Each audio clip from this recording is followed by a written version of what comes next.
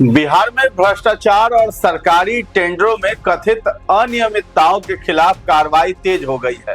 बुधवार को विशेष निगरानी इकाई ने राजधानी पटना सहित कई स्थानों पर एक साथ छापेमारी कर बड़े स्तर पर जांच शुरू की है।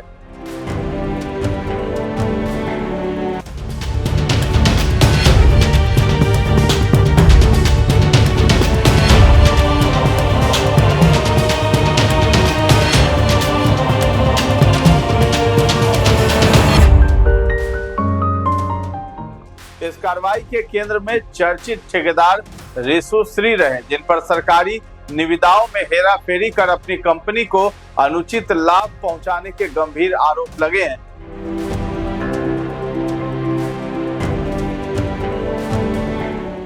बिहार के 8 मंत्रालयों में करोड़ों की टेंडर मैनेज करने वाले रिशु श्री और रिशु रंजन सिन्हा पर शिकंजा कसता जा रहा है। नमस्कार, आप देख रहे हैं न्यूज हाट। मैं हूं आपके साथ रितेश शर्मा। विशेष निगरानी इकाई की टीम ने पटना के मीठापुर स्थित उनके आवास समेत कई ठिकानों पर एक साथ दबिश दी है और सुबह से ही दस्तावेजों, बैंक खातों, डिजिटल उपकरणों तथा वित्तीय लेन देन की जांच हो रही है।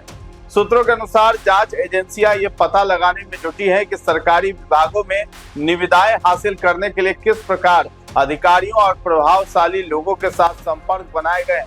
रिशु श्री पर यह भी आरोप है कि उन्होंने सरकारी टेंडर हासिल करने के लिए भारतीय प्रशासनिक सेवा के कुछ अधिकारियों और उनके परिवारों की विदेश यात्राओं का खर्च उठाया था।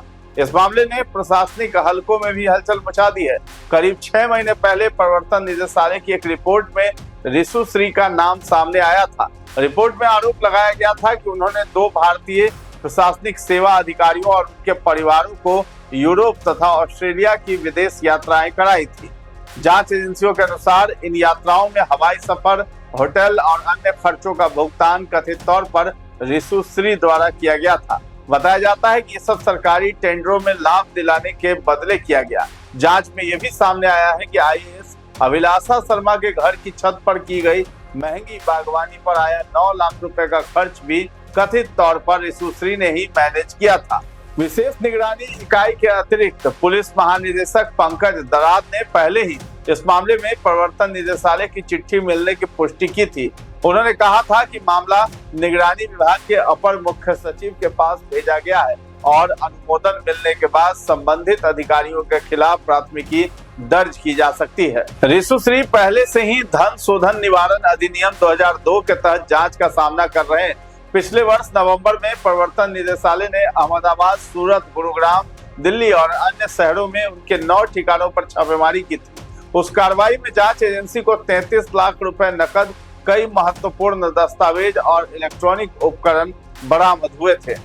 एजेंसियों को संदेह है कि विभिन्न सरकारी विभागों में ठेके हासिल करने के लिए बड़े पैमाने पर कमीशन का खेल चल रहा था। इधर आर्थिक अपराध इकाई ने भी दरभंगा जिले के केवटी प्रखंड के प्रखंड विकास पदाधिकारी चंद्रमोहन पासवान के खिलाफ बड़ी कार्रवाई की है। आर्थिक अपराध इकाई की टीम ने बुधवार सुबह से उनके 6 अलग अलग ठिकानों पर छापेमारी शुरू की। इनमें केवटी प्रखंड मुख्यालय स्थित सरकारी कार्यालय और आवास के अलावा मधुबनी जिले के बाबू बरही स्थित पैतृक घर, सीतामढ़ी का एक ठिकाना और दरभंगा जिले के बहादुरपुर थाना क्षेत्र में स्थित निजी आवास शामिल है।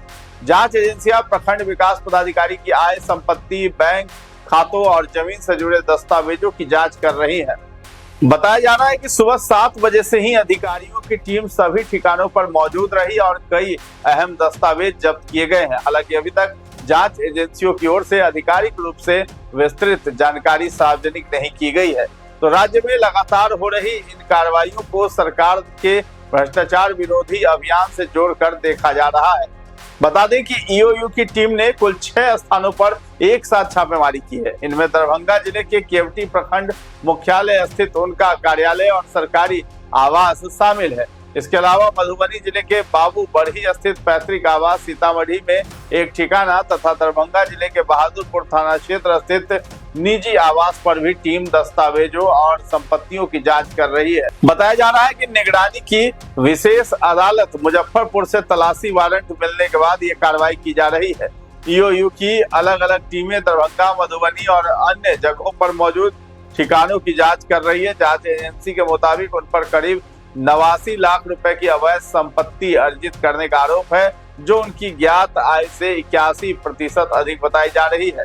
दरभंगा, मधुबनी और केवटी स्थित घर, कार्यालय और व्यावसायिक परिसरों की तलाशी भी जारी है। जांच एजेंसियों के मुताबिक चंद्रमोहन पासवान पर करीब 89,13,500 रुपए की आय से अधिक संपत्ति अर्जित करने का आरोप है। जांच में ये संपत्ति उनकी ज्ञात आय से लगभग 81% ज्यादा बताई जा रही है। इसी आधार पर आर्थिक अपराध इकाई ने ये बड़ी कार्रवाई शुरू की है। ईओयू की टीम दरभंगा के बहादुरपुर स्थित उनके आवास और व्यावसायिक भवन की तलाशी ले रही है। इसके अलावा मधुबनी जिले के बाबू बढ़ी स्थित पैतृक घर और व्यावसायिक परिसर में भी जांच चल रही है। वहीं केवटी प्रखंड स्थित सरकारी कार्यालय और सरकारी आवास को भी खंगाला जा रहा है। तो सूत्रों के मुताबिक तलाशी के दौरान जमीन, बैंक खाते, निवेश, नकदी और अन्य दस्तावेजों की जांच हो रही है। अधिकारियों का साफ कहना है कि छापेमारी पूरी होने के बाद ही ये साफ हो पाएगा कि कुल कितनी संपत्ति और कौन कौन से दस्तावेज बरामद हुए हैं। फिलहाल ईओयू की कार्रवाई जारी है और पूरे मामले पर प्रशासन की नजर बनी हुई है।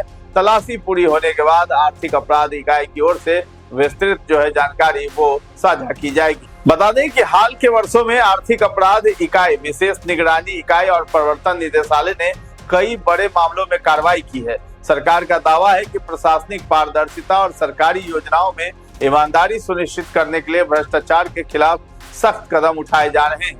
राजनीतिक गलियारों में भी इस कार्रवाई को लेकर चर्चा तेज हो गई है। अब विपक्षी दल सरकार पर सवाल उठा रहे हैं। वहीं सत्ता पक्ष का कहना है कि किसी भी दोषी को बख्शा नहीं जाएगा। अधिकारियों का मानना है कि आने वाले दिनों में इस मामले में और बड़े खुलासे हो सकते हैं तथा कई प्रभावशाली लोगों की भूमिका जांच के दायरे में भी आ सकती है। फिलहाल दोनों मामलों में जांच एजेंसियां दस्तावेजों और डिजिटल साक्ष्यों की गहराई से पड़ताल कर रही है। माना जा रहा है कि जांच पूरी होने के बाद ही कई नए नाम सामने आ सकते हैं और प्रशासनिक तथा राजनीतिक हलकों में इसका व्यापक असर भी देखने को मिल सकता है। तो फिलहाल इस खबर में इतना ही है। न्यूज़ 8 के साथ बने रहें और अभी तक हमारे चैनल को आपने सब्सक्राइब नहीं किया है तो जरूर कर लें। धन्यवाद।